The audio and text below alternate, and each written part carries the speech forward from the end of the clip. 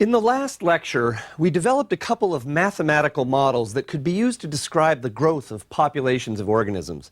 These were the exponential growth model, which assumes that populations can grow infinitely large and never run out of resources, and the logistic growth model, which acknowledges that there's a carrying capacity, which is the maximum size a population should be able to achieve given the amount of resource available in the environment in which it lives. Now, we know that populations sometimes experience exponential growth, but only under certain conditions, such as when a population colonizes a new environment, or when a previously large population has been reduced to a very small number and is recovering. What about logistic growth? Do natural populations actually follow the S-shaped curve we described last time that's predicted by the logistic growth model? This is the question we left off with last time, and this is where we're going to pick up our discussion of population dynamics today. After we answer this question, we're going to go on to look in a little more detail at the factors that actually regulate the growth of populations in general. Well, does the logistic growth model describe the growth of real populations? The answer to this question is yes and no. For example, consider a population of a single-celled pond organism called Paramecium. You may be familiar with Paramecia since they're commonly found in any freshwater body or even in a puddle of water, and they're a favorite subject of amateur microscopists and of high school biology classes. You can easily grow a culture of Paramecia in the laboratory. All you need is a small flask or even just a test tube of water that includes a supply of food. For example, if you just throw in some rotting vegetation, the bacteria and other things that serve as food for these Paramecia will grow, and you can use that to develop a culture of Paramecia. Now, if you start to sample a population of Paramecium that's growing under these kinds of controlled conditions, you typically observe that the actual growth curve of a Paramecium population very closely follows the S-shaped curve that's projected or that's predicted by the logistic growth model.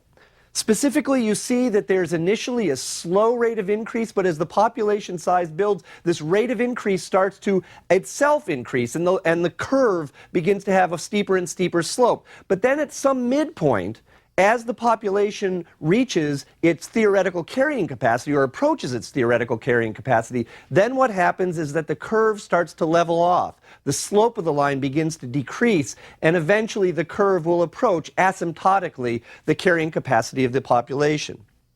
So at least under these kinds of controlled laboratory conditions with fairly simple organisms, we can see that a population's growth will nicely match the predictions of the logistic growth model. We also observe logistic growth in wild populations of organisms. For example, there's a population of fur seals that lives on St. Paul's Island, which is off the coast of Alaska. This population was hunted extensively during the 19th century, almost to extinction.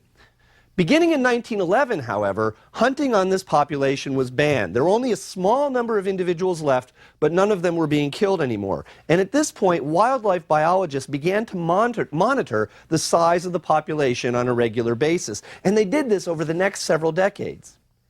When you look at the growth of this population, again, you see that the population actually very closely follows a curve that you would expect from a logistic growth model, with a gradual increase that becomes more and more rapid until finally, as the population reaches the expected carrying capacity, the curve eventually levels off. And then after a period of time, you see a relatively constant number of individuals living, about 10,000 breeding males in the case of this particular population. Well, we can see logistic growth then in the laboratory and in the wild, but not all populations really closely follow a logistic curve, even under controlled laboratory conditions. For example, consider population growth in another common pond organism. This is actually a small microscopic multicellular organism that we call Daphnia, or its common name is a water flea. Again, you can grow populations of Daphnia very conveniently in the laboratory and follow their population growth. If you do this, you often see with Daphnia that the population begins to follow a growth curve that would be predicted by the logistic growth model. But in fact, instead of leveling off when it approaches carrying capacity, the population size will overshoot the carrying capacity. In fact, it might overshoot it by quite a bit. Now, once the population has gotten to a level, to a density that is far above the carrying capacity, then what happens is the population will come crashing back down again. In fact, sometimes it will go then below the carrying capacity and then gradually come back up. In fact, populations like this might even oscillate once or twice around the carrying capacity until finally they reach the carrying capacity that's predicted for this population and level off and maintain a relatively steady population density. Now, this pattern of population growth is actually commonly observed in populations of many different kinds of organisms. In other words, the populations will eventually reach a carrying capacity, but they don't do it in the smooth, continuous fashion that's predicted by the logistic growth model. Now, the fact that the logistic growth model doesn't exactly predict the way real populations grow shouldn't be too surprising to us. After all, it's just a relatively simple model. The fact that it doesn't, however, means that there must be some kinds of assumptions in this model that really are not met in natural populations. And there's one assumption in particular that we can identify. This assumption is that the potential negative effects of increasing population size as a population reaches its carrying capacity would have an instantaneous effect, an immediate effect on the population's growth rate. In other words, our model suggests that as the population increases bit by bit, there will be an immediate feedback on the population growth rate, which slows it down so that it'll approach its carrying capacity gradually. In fact, there's often a delay in the response of a population's growth to its approach to its carrying capacity. For example, what you might find is that a population is limited by the amount of food available. As the population's size approaches carrying capacity, we would expect that the decrease in the amount of food available per individual would slow down the growth rate of the population. But many individuals will store resources, will store basically resources that they can use for further growth or further reproduction. And so the fact that they're not immediately getting the same amount of resources won't actually slow down the population growth rate right away. The overshoot occurs because these organisms will be using stored resources to continue their reproduction. And only after these stored resources run out will the population eventually adjust and become closer, with its size coming closer to the carrying capacity that we'd predict. In fact, this situation likely accounts for what we observe in species like Daphnia, which do store resources that they use for their immediate reproduction. Well, the logistic growth model of the logistic model of population growth, I should say, predicts that once a population has reached its carrying capacity, it will maintain a relatively stable population size. In other words, whether it reaches that carrying capacity gradually or in some more less gradual fashion by overshooting it, once it eventually gets to its carrying capacity, logistic growth suggests that it will no longer change its population size. And the reason for this is that our logistic growth model would predict that the reproductive rate of the population, R, would become zero. And effectively it becomes zero because of that term we added to the equation last time, k minus n over k. Once n equals k, that term becomes zero, and so we predict zero population growth. Now, in some cases, we do observe that populations maintain a relatively stable population size once they reach a carrying capacity. But in many other cases, we don't even observe a stable population size at any point in the trajectory we might see of changes in the population over time. Instead, many populations will fluctuate in size, increasing at some times and decreasing at others, and they may never appear to stabilize at a carrying capacity at all. These population fluctuations really can be quite dramatic. For example, in a population of Darwin's finches that have been studied by Peter and Rosemary Grant in the Galapagos Islands, you may remember we talked about some of the Grant's work earlier in the course when we were talking about the evolution of beak sizes in Darwin's finches. Well, the Grants have been monitoring populations of different species of Darwin's finches for decades. And in one particular species, they found that over a 20-year period, the size of a particular population of these, of a species of these finches, the so-called cactus practice, Finch, would vary from a low of as few as 50 individuals to a high population size of as many as 500 individuals. In other words, that's essentially an order of magnitude difference in the size of this population. Now, even populations that fluctuate in this way often do so within some established or regular range of a minimum and a maximum population size. So we have a couple of situations here. We have some populations which reach a carrying capacity and remain relatively stable. We have some populations that fluctuate relatively radically, and we have other populations that will fluctuate within some established range of a minimum and a maximum population size. These kinds of patterns that we observe once we assume a population should have reached its carrying capacity lead us to ask the question, what is it that actually regulates population size? What are the factors that actually determine changes in the growth rate of a population that will lead to these changes in size? We have a theoretical model, the logistic growth model, and that's the best model we've come across so far in our discussion, that suggests that reproductive rate should go to zero. The net reproductive rate of the population should go to zero as the population size approaches its carrying capacity. But what actually causes reproductive rate to go to zero? What other factors cause reproductive rate to increase or decrease even though the logistic growth model might suggest it should be zero? Well, I've already told you that in the most general sense, the factors that affect the reproductive rate, the growth rate of a population, involve resource limitations that affect birth and death rates of individuals in that population. Now I want to take just a little bit of a closer look at how these kinds of mechanisms actually work. Population ecologists separate the mechanisms that might regulate population size into two general categories. These categories are referred to as density-dependent effects or density-independent effects. Now, density-dependent effects, as the name suggests, are those effects that intensify as the density or population size of a population increases and that reduce as the density of a population decreases. They're density-dependent effects. By contrast, density-independent effects, again as the name suggests, are factors that affect a population size irrespective of what the current density of the population is. Let's take a look at how these factors work in turn. First, let's take a look at how density-dependent effects regulate population size. Actually, the logistic growth model we've been talking about really is explicitly a model of density-dependent population regulation. As the population approaches its carrying capacity, the increasing number of individuals in the population divide the resources available ever more finely on a per individual basis. As the amount of resource per individual decreases, then in general we would expect the per capita birth rate also to decrease, and we would expect the per capita death rate to increase.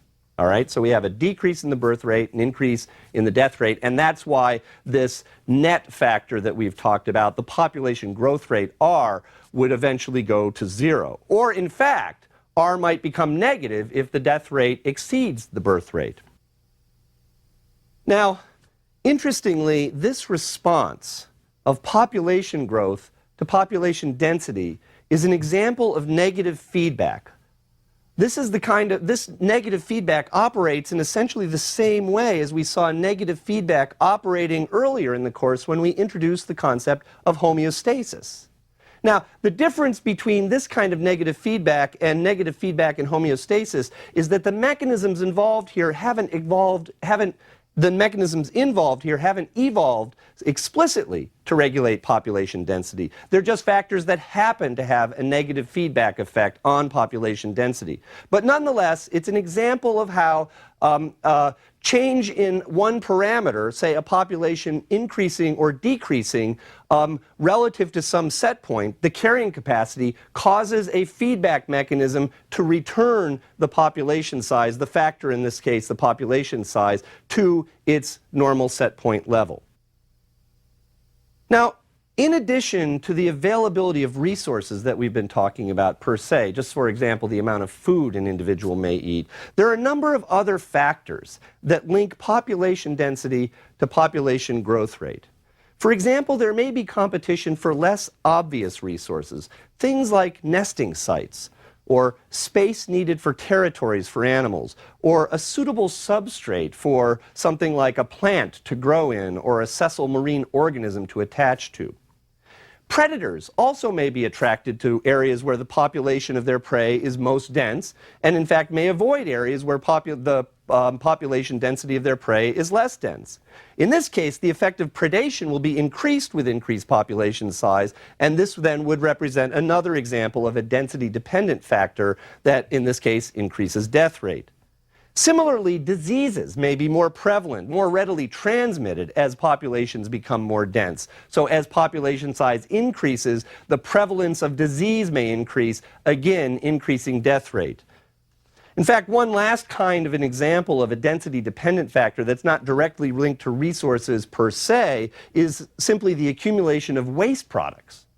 As the density of a population increases, whatever waste products they produce will also increase, and the occurrence of these waste products may have some negative feedback on the growth rate of that population, decreasing births or increasing deaths. Now, it's fairly easy to demonstrate density-dependent effects on population size in natural populations, and it's sometimes even possible to identify which particular factors are specifically operating. For example, a population of song sparrows, these are small birds, field-living songbirds, the song sparrows living on an island called Mandardi Island off the coast of British Columbia, has been studied for many years by Jamie Smith and Peter Arcese. Again, they've been monitoring the population of song sparrows on Mandardi Island and asking questions about how various other life history parameters change with respect to population size. This population also varies in size quite dramatically. In some years, there can be fewer than 20 breeding adults on the whole island, and in other years, there may be over 150 breeding adults. Again, quite a broad range of variation in population size. Now, in this population of song sparrows, Smith and Arcese have been able to identify several density-dependent factors that appear to have a direct feedback on the growth rate of the population.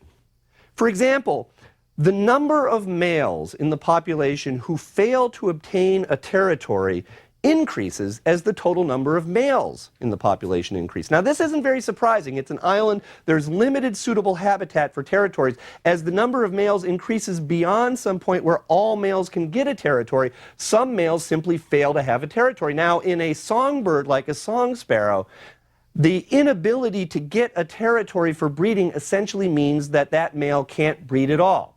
So in this case, we see that the inability to obtain a territory is a density-dependent factor that will have a negative effect on overall growth rate of the population. Another example of a factor that seems to regulate this population of song sparrows involves the observation that as the number of breeding females on the island increases, the average number of offspring produced per female decreases. So as more and more females are breeding on the island, each one of them actually produces fewer young per year. Presumably this effect is due to resource limitation. As there are more females trying to raise young, trying to find food to raise those young, there's less food overall to go around, and so the number of young that actually make it out of the nest and survive to adulthood goes down. Finally, Smith and Arcese have been able to show that the probability that a young bird, a bird born in 1 year, the probability that that bird will survive over winter to the next season also varies with population size. As population size overall increases, the probability that the young birds will be able to survive their first winter decreases. Again, this is presumably because the increased population density makes it more difficult for those young birds to gather the resources they need to be able to maintain themselves through the more difficult period of the year, which is the winter on this island off of British Columbia. All of these density-dependent effects that Smith and Arcese have been able to identify provide examples of negative feedback loops connecting population size to the overall growth rate of this population of song sparrows.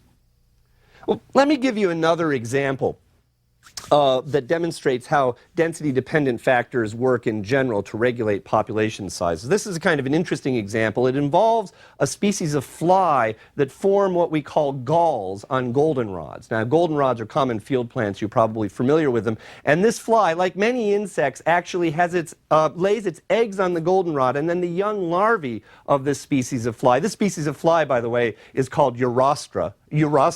This is the genus name for the species. It's also used as the common name for the species. So these Eurosta flies will lay their eggs on goldenrod. The larvae will burrow into the goldenrod stem, and the presence of the larvae in the goldenrod will form what we call a gall, essentially an expanded nodule in that goldenrod stem that creates a protective environment in which that larvae will live and grow and develop, feeding on the resources provided by the goldenrod.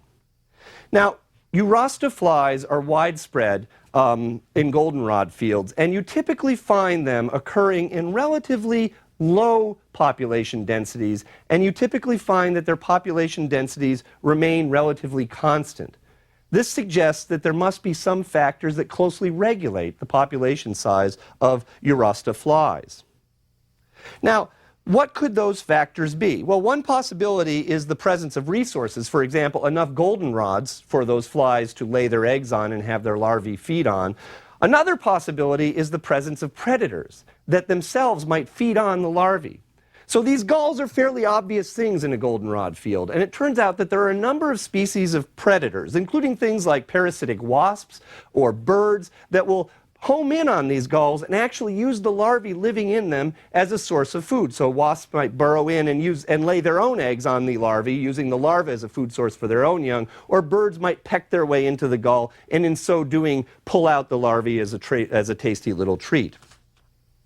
Now, it turns out that it's been possible to show that it's not resource limitation per se, but instead specifically predation that appears to regulate the population size of Eurosta flies. And the way that this was demonstrated was through the following kind of an experiment.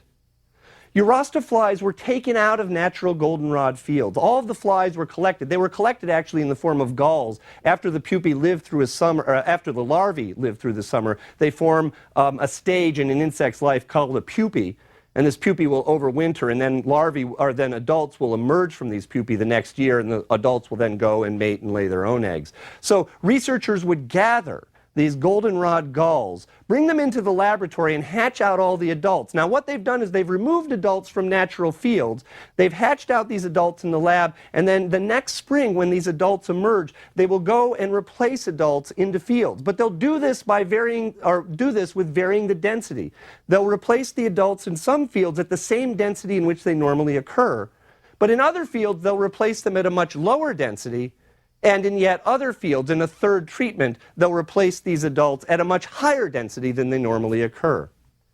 Now, what is observed when this kind of experiment is done is that in higher density plots that have a higher density than normally are observed in the field, in nature, all of the adults that are put into that field will be able to lay eggs and actually have their larvae colonize goldenrod stems and create galls. In other words, you'll see a higher proportion of galls in these goldenrod fields where you've increased artificially the number of adults in that population. This result suggests that it's not the number of goldenrods that's limiting the population size. There appear to be plenty of goldenrods to go around. But what you do see is that the percentage of galls that are predated varies with population density, varies with the number of galls in a field.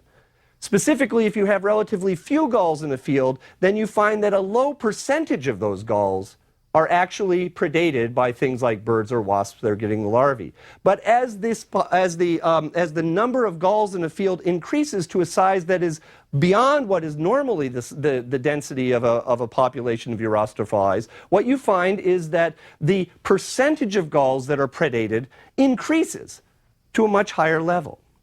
This change in the percentage of galls that are predated with the change in density suggests that predation is a density-dependent factor affecting population growth in Eurastra flies.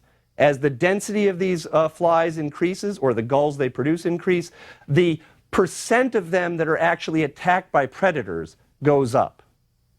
Presumably the mechanism here is that the predators are homing in on fields where they have a higher probability of finding a gull because there are just more gulls there, and they're avoiding fields where there's a lower probability of finding a gull. So this is an example then of a density-dependent effect that is regulated by predation, affecting the regulation of this population of insects. Well, let's turn now and look briefly at density-independent factors and how they may affect population size. Now, by definition, the occurrence and severity of density-independent factors affecting population size is unrelated to population density. It's density-independent. Often, density-independent factors have something to do with weather or climate or other kinds of disturbances to the habitat. For example, the first freeze in the fall will often have a major effect on the survivorship of many insect populations. When a freeze occurs, many of the insects in a population will simply die. They don't survive the freeze. But the percentage of insects that do die is unrelated to the density of the insects in that population. Whether it's a high density or a low density, the same percentage of insects will die because of the freeze, a density-independent factor. Let me give you an example quickly of one system where this kind of density-independent effect on population size has been documented. Now, this example comes from another insect. This is an Australian insect, or an Australian species of a kind of insect called thrips. Now, thrips, again, is a genus name, and it's also used as a common name for this insect. Thrips are insects, small insects that feed on pollen or leaves or flower tissues of plants. In fact, they often feed on roses and other cultivated flowers, and so they're considered a common pest species by gardeners. Now, what you see if you monitor the population size of a population of thrips is that during the winter, now this is the Australian winter, so this would be in what we would consider the summer months, say of around June. During the winter, the temperature is fairly cool. This cool temperature actually impedes the development of individual thrips, and as a result, individuals don't mature fast enough to reproduce before the flower on which they're living itself dies. The fact that the flower dies before the thrips die, and the fact that before the thrips reproduce, and the fact that the thrips are unable to reproduce because the temperature is cold, is an example of a density-independent factor that keeps thrip populations to a very low level as long as the temperatures are cold. They'll never approach a carrying capacity because they simply can't reproduce fast enough when they can't develop fast enough. Now, with the onset of spring, the Australian spring, say, being in November, the weather warms up, the thrips are able to develop at a faster rate, and in fact they do start reproducing. And what you'll often see in a thrips population with the onset of spring is a very rapid increase in population size, something that actually approaches what looks like exponential growth.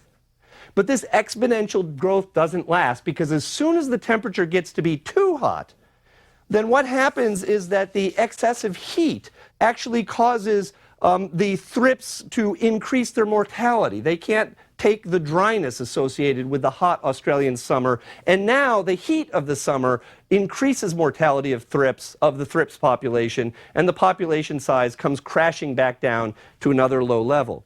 This is a second kind of density-independent factor that's controlling or regulating the size of a typical thrips population. Now, the important point to make here is that these thrips never seem to even have a chance to approach their carrying capacity, because one factor or another, cool temperatures in the winter or hot temperatures in the summer, act as density-independent factors that keep the population size from ever growing large enough to approach carrying capacity.